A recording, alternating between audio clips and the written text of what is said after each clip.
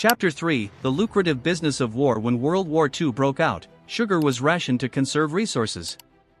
However, Coca-Cola made the audacious claim that it should be exempt from the sugar restrictions because the drink was an essential wartime product. Even more remarkably, the government agreed. This exemption was largely the result of Coca-Cola's massive lobbying efforts. The company funded numerous studies that highlighted Coke's benefits, arguing that it would boost morale and provide energy to soldiers.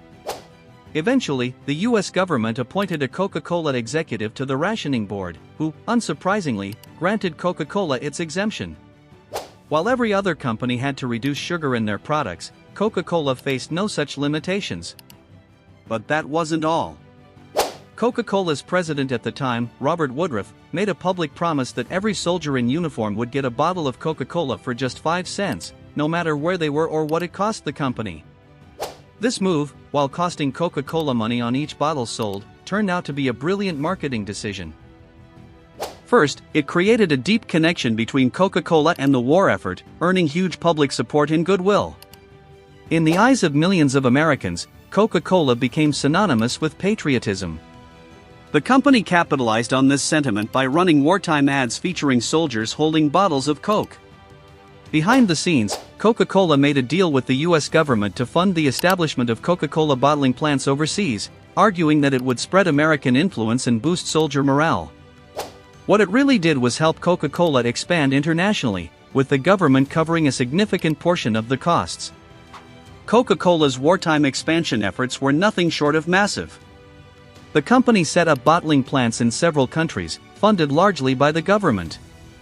In fact, technicians who helped establish these plants were considered just as vital as those repairing tanks and planes. As Coke became accessible to soldiers stationed across the globe, they began sharing it with locals, aiding in the brand's spread to new countries. Soldiers, grateful for the taste of home during the horrors of war, became Coca-Cola's most passionate advocates, introducing the drink to people in every corner of the world. As a result, Coca-Cola's global expansion during the war was unparalleled. Today, only 2 countries, Cuba and North Korea, do not sell Coca-Cola. The deals and strategies forged during the war played a significant role in making Coca-Cola a global giant. However, there's a darker side to Coca-Cola's patriotic image.